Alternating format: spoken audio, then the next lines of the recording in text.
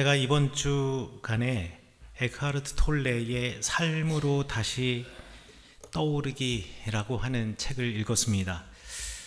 이 책은 이 에크하르트 톨레라고 하는 작가가 사람들은 자기의 자아의식을 누구와 동일시하는가에 관한 내용을 그 안에 써 놓았는데요.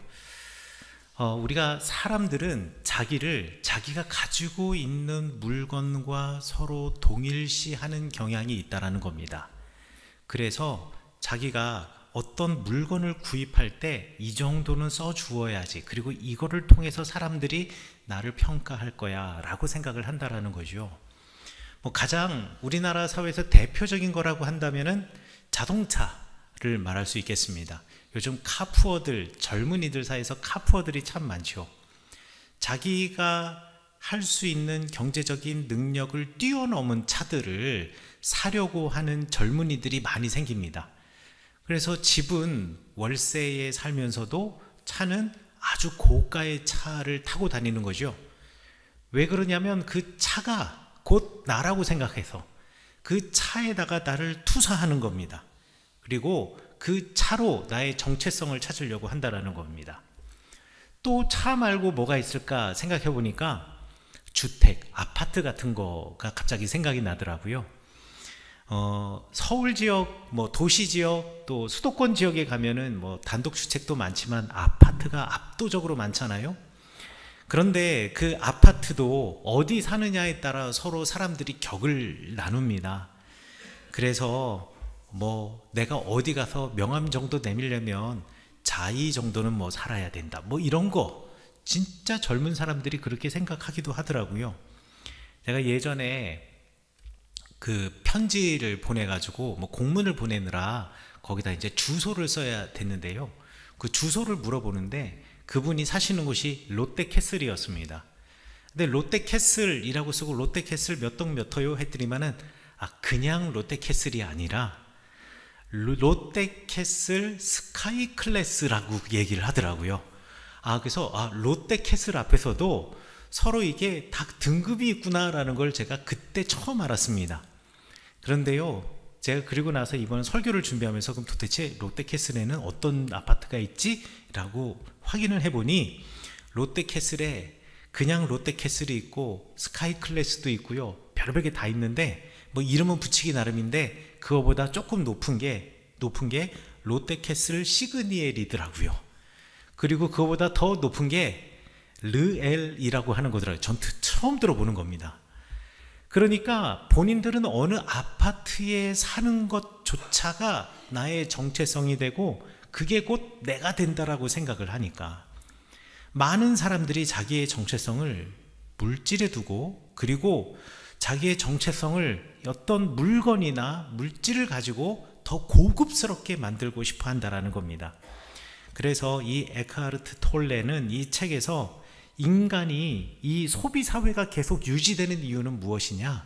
인간이 어떤 물건에 자기를 투사해서 그것으로 자기의 정체성을 삼으려고 하기 때문에, 그래서 왜 사람들은 물질에서 사물들에서 자기의 정체성을 찾으려 하고, 왜 물건에 대한 집착으로 삶의 대부분을 소비에 하려 하는가라는 질문에 대해서 에크하르트 톨레는 사람들이 물질에서 자기 정체성을 찾는 사람들은 자기의 본래의 본질, 자기 존재에서 삶의 의미를 찾지 못하기 때문에 물건이나 물질에 자신의 인생을 투여한다라고 이야기를 합니다.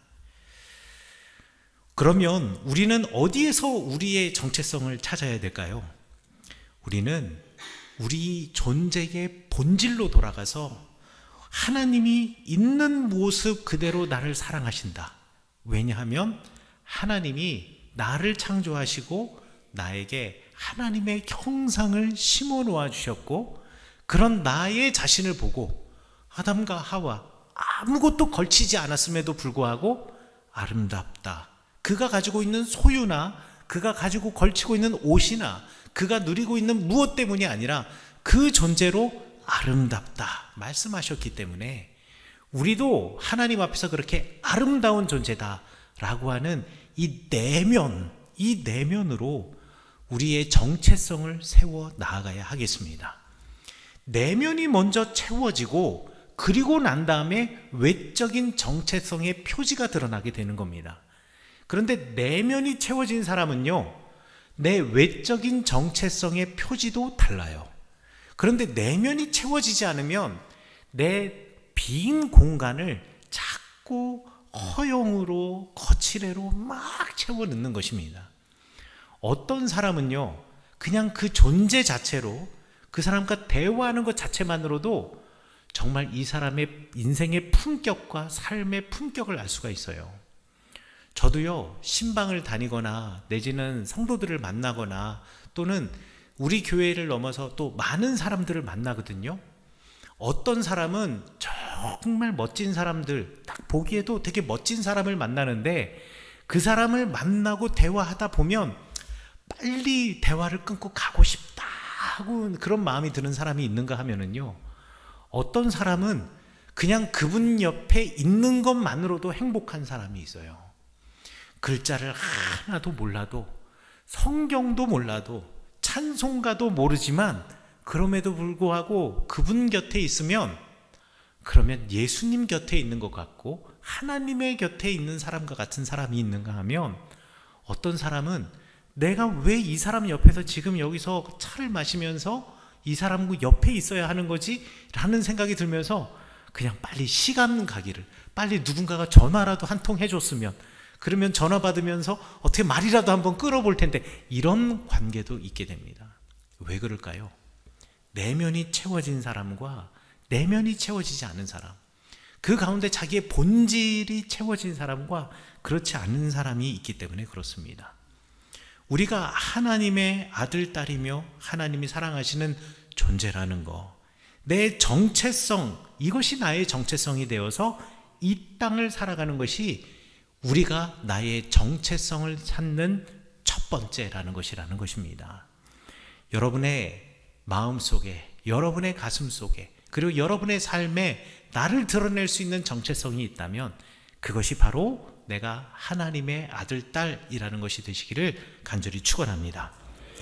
자, 그런데 우리는 이 땅을 살아가면서 외적으로도 나의 정체성을 드러내는 무언가가 있어야 하는 것은 분명합니다. 이 정체성은, 우리 기독교인으로서의 정체성은요, 그럼 어디에서 출발해야 되느냐? 다름에서 출발해야 됩니다. 항상 정체성이라고 하는 것은 다름에서 시작하는 겁니다. 모두가 다 똑같은 성씨, 이씨다 그러면 우리는 정체성이라는 게 없습니다. 성씨라는 걸 가질 필요가 없어요. 왜? 다 똑같으니까. 그런데 그 중에 한 명 김씨가 딱 들어가 있는 순간, 이 사람은 우리와 다르네, 이 사람은 우리는 다 이씨인데 이 사람은 김씨네, 뭔가 차이가 드러나게 되죠. 우리 이런 걸 가지고 정체성이라고 말합니다. 우리 기독교인들에게도 정체성이 있어야 한다는 거죠. 제가 유대인의 예를 들어볼까요? 유대인들은 자신들이 유대인이라고 하는 정체성을 드러내는 외적인 표지가 있습니다. 유대인들은 자신들이 하나님의 백성이라고 생각하기 때문에, 그렇기 때문에 신앙의 정체성, 인생의 정체성을 성전과 성전에서 드리는 예배를 삼았습니다. 그런데 이 성전이 무너지고 난 다음 이 유대인들이 자기의 정체성인 성전과 성전에서의 예배를 지켜낼 수 있는 방법이 없어졌잖아요. 그래서 이들이 취하였던 자기들의 정체성이 무엇이냐? 여러 가지가 있겠지만 그 중에 가장 대표적인 세 개를 꼽으라 그러면 첫 번째가 할례입니다. 성경 말씀에 보면 아브라함 그리고 그의 자손들은 난지 8일 만에 모두 다 할례를 받아야 된다. 특별히 남자들은 할례를 받아야 된다라고 성경에서 명령하고 있거든요. 그래서 유대인들은요, 그게 누가 그걸 보든 말든 내가 내 몸에 거룩한 상처, 생채기인 할례를 난지 8일 만에 받은 그 할례를 보면서, 내가 하나님의 백성이지, 그리고 내가 하나님의 계약 안에 묶여있는 사람이지 라는 것을 스스로 알게 됩니다. 그리고 이 로마의 시대 때, 예수님이 살던 시대 때 보편적인 문화가 뭐였냐면요, 공중 목욕탕이었어요. 공중 목욕탕에 가면 사람들이 다 옷을 벗고 알몸으로 탕 안에 들어가지 않겠습니까? 그러면 유대인인지 아닌지 금방 알 수가 있습니다. 할례의 흔적이 있으면 이 사람은 유대인이구나 라는 것을 알 수 있고요. 할례의 흔적이 없으면 유대인이 아니구나, 사람들이 금방 알 수가 있는 거죠. 사람들은 내 몸에 거룩한 할례의 흔적을 남겨놓음으로 나의 정체성을 찾으려고 했고요. 두 번째로는 음식 정결법에서 음식 정결법이라는 자기 정체성을 가지고 있었습니다. 모든 사람들이, 그 로마 시대 때 수많은 사람들이 각종 먹고 싶은 것, 이런 풍요롭게 음식을 먹고 살아가고 있지만, 나는 하나님의 백성이고 나는 유대교인이기 때문에 나는 음식 정결법을 지키겠어. 그래서 나는 돼지고기를 먹지 않겠어. 나는 또 다른 고기를 뜯어먹는 어떠한 육식 동물도 먹지 않겠어. 나는 부정하다라고 하는 어떤 것에도 손대지 않겠어. 나는 비늘이 없는 고기는 먹지 않겠어. 이러면서 음식 정결법을 지켜내는 겁니다. 모두가 함께 먹는 식사의 자리에서 유독 그 음식을 먹지 않고 손대지 않는 사람, 이 사람들을 보면서 저 사람은 유대인이구나 라는 것을 모든 사람이 알게 되는 거죠. 또 유대인들은 안식일이라고 하는 자기 정체성을 지켰습니다. 다른 사람들은 그날에도 일하지만 나는 그날을 거룩한 하나님의 날로 고백하고, 그날은 주님이, 하나님께서 안식하신 것처럼 나도 안식하고 쉬겠어. 그리고 나만 쉬는 것이 아니라 우리 집에 거하는 모든 사람들, 심지어는 가축들까지도 전부 다 쉼을 얻게 하는 쉼의 날을 주겠어. 로마 사람들은 그렇게 하지 않거든요. 나는 쉬더라도 종들은 일하게 하고, 나는 쉬더라도 동물들은 여전히 일하게 하고, 나는 쉼을 얻고 놀더라도 그들은 일하게 해서 어떻게든 더 많은 것을 얻으려고 할 때 하나님의 마음을 가지고 모두를 쉬게 하는 이들을 보며 저 사람들은 유대인이구나, 저 사람들은 유대교인이구나, 다들 알게 되는 겁니다. 자, 그런데요, 여러분, 만약에 유대인들이 할례 받지 않으면 어떻게 될까요? 할례 받지 않는다고 유대인이 아니게 되나요? 할례 받지 않는다고 하나님의 거룩한 구원의 계획에서 그 사람을 제외할까요? 음식 정결법을 지킨다고 합니다. 음식 정결법을 지키는데 저 추운 나라로 간 유대인들은 추운 나라에 사면 열량을 섭취하기 위해서 돼지고기를 먹을 수밖에 없어요. 그러면 돼지고기를 만약에 먹는다 치면 하나님의 구원의 그 경륜에서 이 사람은 제외되는 걸까요? 구원을 받지 못하는 걸까요? 안식일을 지켜야 하는데 이 지역에 사는 문화에서는 안식일이 평일이에요. 그래서 나는 금요일을 거룩한 안식일 삼아서 그날 예배드리겠어요. 나는 일요일을 예배드리겠어요. 토요일이 안식일임에도 불구하고 나는 금요일 또는 일요일을 안식일을 삼아 지킨다 그러면 이 사람은 구원의 계획에서 벗어나는 걸까요? 아니요, 성경은 그렇게 이야기하지 않습니다. 우리가 다만 하나님 앞에 이 율법을 지키지 않으면 하나님 앞에 나갈 자격을 갖추지 못하는 셈이 되니, 이 자격을 갖추지 못하니까 주님 앞에 나올 때는 내가 하나님의 말씀 이것을 잊고 사는 것은 아닌가, 내가 이 하나님의 말씀을 의도적으로 거부하며 사는 것은 아닌가, 다시 한번 깨닫고 정결례를 하며 스스로를 깨끗이 하고, 그리고 자격 없는 나를 받아주시는 하나님께 감사하며 오늘을 바꿔가겠습니다 하고 주님 앞에 나아가면 되는 겁니다. 그러나 이 정체성을 지키는 것은 매우 중요합니다. 왜요? 그게 나를 나되게 만들기 때문에 모든 이들이 나를 유대인이라고 생각하고 나는 그것을 지켜내므로 다시 한번 하나님의 말씀 안에 묶여 있다는 것을 알기 때문에, 그래서 이 정체성은 지켜나가는 것이고 또 지켜야 한다라고 말하는 것입니다. 오늘 성경 말씀 로마서 1장 18절부터 32절까지는요 로마 교인들의 정체성에 관한 문제였습니다. 정체성이요. 로마 교인들이 로마라고 하는 사회에 살아가면서 자기의 정체성을 지켜나가는 것이 쉬운 일은 아니었겠습니다. 왜냐하면 각 지역마다 자기의 문화가 있고 그 사람들의 전통이 있고 그 사람들의 생활 방식이 있는데, 그들의 전통과 문화와 생활 방식이 성경에서 가르치는 가르침과 서로 부딪힐 때가 있거든요. 여러분, 그 부딪힐 때 어떻게 하겠습니까? 대부분의 사람들은요, 많은 사람들이 하는 대로 그냥 쫓아갑니다.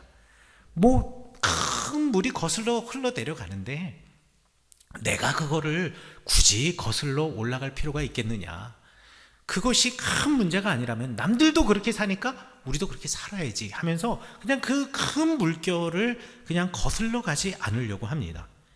로마서 1장 21절에서 22절까지 말씀해 보면 바울 선생님이 그런 로마의 교회 사람들을 보면서 하나님을 알면서도 하나님을 하나님으로 영광을 돌리지 못하는 사람, 영광을 돌리지 않는 사람들이라고 질책하시고, 자신들이 기독교인들이라는 정체성을 잃어버리고 덧없는 생각을 쫓아 살아가면서 오히려 자기들은 지혜롭다라고 큰 소리치지만 바보가 되어버렸다라고 바울 선생님이 편지에서 한탄하십니다. 많은 로마 사회에서 누릴 수 있는 많은 것들이 있지만 우리가 기독교인이라고 한다면 하지 않아야 하는, 내 인생에서 덜어내야 하는 것이 있다라는 것입니다. 우리에게 많은 것이 허락이 되어졌습니다. 많은 삶의 방식이 허락이 되어졌습니다. 또 많은 가치관들이 허락되어졌지요. 그리고 사람들은 그것을 따라 살아갑니다. 여러분들이 그거를 누리고 또 내지는 그것을 따라 살아간다고 해서 하나님을 알지 못하는 어떤 누구도 여러분들을 흉보거나 여러분들을 비난하지 않습니다. 그러나 바울 선생님은 그럼에도 불구하고 우리가 기독교인이라면, 우리가 하나님을 아는 사람이라면, 우리가 예수 그리스도의 복음을 쫓아 살아가는 사람이라면, 우리가 성령님의 인도하심을 따라가는 사람이라 그러면 우리의 삶에, 우리에게 허락되어진 모든 삶에서 우리가 덜어내야 할 것이 있다라는 것을 지금 성경에서 말하고 계시는 거죠. 그것을 말하는 것이 우상숭배요, 물질을 하나님 삼아서 물질을 섬기는 것이고, 욕심이 매어 사는 것이고, 또 동성애이고 불의이고 악함이고 욕심이고 못된 마음이고, 그리고 누구를 시샘하는 샘내는 것이고, 살인이고 다툼이고 속임이고 적의를 품는 것이고, 또 누군가의 뒷담화를 하며 수금거리는 것이고, 누군가를 만나서 다른 삼자를 헐뜯는 일이고, 사람들 앞에 거만하게 자기를 드러내고 건방지게 말하는 사람들이고, 자기의 잘된 것을 자랑하는 것들이고, 그리고 나쁜 일들을 꾸며내는 것들이고, 부모를 거스리는 것들이고, 그리고 깨닫는 능력이 없어서 무지한 것들이고, 그리고 누군가와의 약속을 지키지 않는 것들이고, 누군가에게 인정머리 없이 살아가는 것이, 우리가 이 땅의 사람들, 이 로마의 사람들은 그렇게 사는 것을 크게 죄스럽게 생각하지 않지만 우리 인생에서 덜어내고 걷어내야 할 것이다 라고 우리 바울 선생님이 이야기하고 계시는 것이죠. 여기 말하고 있는 것들 대부분의 공통점은 무엇이냐면요, 어떠한 행동이 누군가에게 폭력으로 다가가서 그 사람을 아프게 하는 것이라면 우리는 우리 인생에서 그것을 덜어내야 한다라고 바울 선생님께서 말씀하고 계시는 것입니다. 여러분 주변에서 참 많은 사람들이 있습니다. 그리고 많은 사람들이 많은 삶의 방식을 따라 살아가고 있죠. 그리고 다른 사람들 다 그렇게 살아갑니다. 때로는 눈 감고 살아가기도 하고, 그가 눈 감았지만 다 인정해주고 봐줍니다. 그러면서 함께 눈 감고 살아가는 것들이 있습니다. 다 함께 조용하며 말하지 않고 살아가는 것들이 있습니다. 그러나 그것이 하나님이 원하시는 것이 아니라면, 그것이 옳은 것이 아니라면 말할 수 있어야 합니다. 그것이 바로 정체성입니다. 남들은 다 합니다. 하지만 나는 하지 않는 것이 있어야 합니다. 그것이 바로 정체성입니다. 그렇다면 우리 한국교회에서 우리가 지켜내야 할 정체성은 무엇일까요? 사람들은 시대에 뒤떨어진 이야기다라고 말할 수도 있겠지만, 우리 한국교회가 가지고 있는 한국교회만의 정체성이 있습니다. 그 정체성이 무엇이냐? 우리 성도들의 삶에서 술과 담배를 하지 않는 것입니다. 이제부터 제가 여러분들의 눈빛을 잘 보면서 설교를 할 겁니다. 눈으로 들키시면 안 됩니다. 여러분들에게 제가 분명하게 말씀드립니다. 술 드시는 거, 담배를 태우시는 거 죄 아닙니다. 술을 드신다고 또 담배를 피우신다고 여러분들이 구원을 못 받는 것 아닙니다. 하나님이 그렇게 쪼잘하신 분이 아니십니다. 여러분이 어떠하더라도 하나님은 여러분들을 구원에 이르게 하시는 겁니다. 여러분들, 예수님이 공생의 사역 시작하면서 첫 번째 기적이 뭔지 아세요? 물을 포도주로 바꾸는 기적이었습니다. 그러니까 성경에서 물론 제사장은, 그러니까 리더는 술 마시지 말라, 포도와 관련된 어떤 것도 먹지 말라라는 것도 있지만 여러분 성도들에 관해서는 그런 말씀 하시지 않으셨습니다. 여러분, 그리고 우리가 지금 2부 예배 드리고 있는데 1부 예배에서는 매주마다 성찬합니다. 성찬에서 전병을 어디다 찍는지 아세요? 포도주에다 찍습니다. 포도주에다 찍어 먹으니까 여러분들 술 먹는 것과 술 마시는 것과 구원은 전혀 관계가 없습니다. 자, 이 얘기를 들으시면서 벌써 이제 눈이 촉촉해지시면서 약간 웃음기가 뜨시면서 가슴이 단단해지시는 분들을, 이런 분들을 제가 지금 보고 있습니다. 누군지. 그런데 이것을 하지 말자, 술을 먹지 말자, 담배를 태우지 말자, 이것이 한국교회 공동체의 약속이자 규칙으로 우리 공동체 내에서 그렇게 약속을 한 것입니다. 미국 교회 가면 안 그래요. 미국 교회에서도 감리교회하고 침례교는 안 마셔요. 하지만 미국 교회에서 장로교인들은 잘 마십니다. 목사님들하고 같이 펍에서 만나는 교회들도 있어요. 영국 교회도 그래요. 다른 나라는 그래요. 하지만 한국은 그렇지 않다고요. 자, 왜 그럼 이런 규칙이 생겼을까? 감리교를 중심으로 제가 설명을 해보도록 하겠습니다. 존 웨슬리, 그러니까 우리 감리교 운동을 시작한 감리교 창시자인 존 웨슬리 선생님은, 목사님은 개인의 성결과 사회적인 성화를 되게 중요하게 생각하며 술 취함을 죄악으로 간주했습니다. 왜 그러냐면요, 그때 당시가, 이때가 존 웨슬리 선생님이 이제 활동할 당시가 18세기였는데 그때가 영국이 산업혁명으로 나라가 엄청나게 발전하던 시기입니다. 그리고 시골에 있었던 사람들이 도시에 있는 공장으로 엄청나게 많이 모여들 당시였어요. 그런데 이 당시 인권이나 이런 것이 없었기 때문에 노동의 강도가 엄청나게 심했습니다. 보통 8살이 넘으면 아이들이 전부 다 공장에 나가서 일했고요. 12살이 넘으면 성인 취급하면서 성인들과 똑같이 노동을 해야 됐습니다. 얼마나 힘들었겠어요. 그러니까 이 힘든 걸 뭘로 달랬느냐? 사람들이 전부 다 술로 달랬습니다. 몸이 너무 힘드니까. 그리고 영국이요, 으슬으슬하고 좀 추워요. 그러니까 몸을, 열을 끌어올려, 에너지를 끌어올려야 되잖아요. 그러니까 사람들이 술을 마시는 거예요. 어린아이로부터 어른까지 전부 다 술을 마시는 겁니다.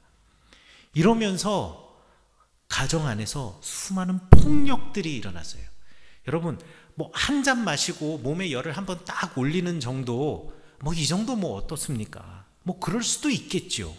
그런데 술을 먹는다고 먹다가 취하기 시작하면, 사람들이 판단을 못하기 시작하면 사람들의 어떤 본성들이 드러나게 되고요. 사람들의 그 폭력적인 본성들은 누구한테 가장 먼저 드러나냐? 약한 사람에게 제일 먼저 드러납니다. 그러니까 내가 술 취해서 어떤 폭력적인 어떤 본성이 드러날 때 누구에게 이 폭력적인 본성을 풀어놓느냐? 약한 사람. 그래서 영국 사회 내에서 가정폭력이 어마어마하게, 많은 아내들과 아이들이 아버지의 폭력 앞에서 노출되어 있고, 그리고 공장 노동자들의 삶이 그렇게 넉넉하지 않았습니다. 그런데도 불구하고 술과 담배, 이게 중독성이 있잖아요. 우리는 집에 돈이 없는데 벌고 나면 그걸 또다시 술을 사는데, 또 담배 사는데 돈을 쓰는 거예요. 그러니까 존 웨슬리 선생님께서는 1743년에 감리교 신앙생활 규율이라는 것을 만드시고 술 취하지 말 것과 그 원인인 술을 멀리 하라라고 명시적으로 감리교인이라면 이래야 된다라고 명문화 시켜 놓은 겁니다. 그러면서 이 감리교 운동이 미국으로 넘어가면서 19세기에 미국에서 템퍼런스 무브먼트라고 해서 금주 운동이 미국 전 세계 전 지역에서 금주 운동이 벌어지기 시작했거든요. 그래서 감리교를 중심으로, 그리고 남쪽에 있는 남침례교회와 함께 금주 운동이 시작이 되고요. 이 금주 운동에 이제 기독교의 교회들이 하나 둘씩 참여하면서 미국 사회 내에서 가정에서의 폭력, 사회에서 폭력, 범죄율이 계속 올라가고 있는데, 대부분의 이런 범죄들, 작은 범죄, 크고 작은 범죄들의 그 근본적인 원인이 술이었다라고 해가지고 금주 운동을 시작을 하게 되었습니다. 그리고 이 금주 운동과 함께 했던 감리교 선교사님들, 장로교 선교사님들이 한국 땅에 들어와서 개신교의 복음을 전하기 시작하면서, 예수 그리스도의 복음을 전하기 시작하면서 고린도 6장 19절과 20절에 나와 있는 것처럼 너희들의 몸은 성령이 거하시는 거룩한 성전인데, 그 성전을 그렇게 깨끗이 않게, 그렇게 냄새나게 우리가 지키고 있을 수 있을까? 우리 집에 손님이 온다 그래도 집안 청소를 하는데, 내 마음이, 내 삶이 거룩한 성전인데 이곳에 냄새 가득하고 술 취함이 있어서 그 안에 폭력이 있고, 그리고 절제하지 못함이 있고, 이런 것들이 있다고 한다면 우리가 이게 온전히 하나님의 성령을 모시고 살아가는 사람들의 모습이라고 할 수 있을까? 라고 하면서 금주, 금연, 흡연을 하지 않을 것을 우리 한국교회의 전통과 그리고 우리 한국교회의 정체성의 표지로 삼게 되었습니다. 마찬가지로 1900년대 초에 우리나라도 마찬가지로 여전히 이 술 때문에 생겨지는 많은 가정의 폭력들, 그리고 사회적인 문제들, 그리고 흡연을 하게 되면서, 특별히 중국 같은 경우에는 흡연 플러스 아편을 하면서 자신의 그 모든 재산과 인생을 거기에 탕진하고 허비하는 것, 그것으로 가족을 살리고 내 인생을 세워나가는 데 쓰지 않고 허비하고 탕진하고 쓰는 것에 대해서 경계하며 음주와 흡연을 금지하게 됩니다. 그래서 우리 한국 교회는 다른 나라의 교회와는 달리 이런 음주와 흡연을 금지하는 정체성을 지키며 살아갑니다. 그런데 만약에 여러분들이 이게 구원의 문제와 전혀 관계없다 그래서, 그래, 구원과 관계없으니까 오늘 목사님이 설교도 하셨겠다, 오늘 저에게 한잔 해야지 라고 하신다면, 그리고 그것을 누군가가 보신다면, 그리고 그 본 사람이 기독교인이 아니라면, 그 사람은 여러분 지금 한잔 하고 계시는 여러분들을 보면서 뭐라고 생각하시겠습니까? 별반 우리와 다를 바 없네, 똑같네, 이렇게 생각하지 않을까요? 하나님께서는 우리가 그들과 다름이라는 정체성을 가지고 이 땅을 우리가 살아가기를 원하십니다. 그럼 또 이렇게 생각하시는 분들이 계세요. 그러면 다른 사람은 못 보게 숨어서 몰래 마시면 되지 않을까, 태우면 되지 않을까. 뭐 생각이라는 게 어떻게 말리겠습니까? 그건 지혜롭게 하시고, 그러나 중요한 것은 무엇이냐? 우리가 하나님을 모시고 성령님을 모시는 성전으로, 우리 기독교인으로 오늘을 살아가면서 우리가 지켜내야 할, 다른 사람들은 다 하지만 우리 인생에서 덜어내야 할 것이 있다면, 그 덜어내야 할 것은 우리가 과감하게 덜어내야 하지 않겠습니까? 일체 어떠한 폭력적인 것이나, 일체 어떤 낭비하는 것이나, 그리고 일체 어떤 덕스럽지 않는 것들은 우리 삶에서 덜어내는 이 용기가 우리에게 필요합니다. 기독교인으로서 우리가 남들이 하지 않는 무언가를 더 하는 것도 중요하지만, 우리가 남들이 다 하지만 나는 하지 않는, 절제할 수 있는 무언가가 있어야 한다라는 것이요. 물론 음주에 관한 이야기, 흡연에 관한 이야기를 제가 여러분에게 해드리긴 하였지만 그것 이외에도 여러분들이 여러분의 인생에서 덜어내야 할 것이 분명히 있습니다. 그건 여러분들이 더 잘 아실 겁니다.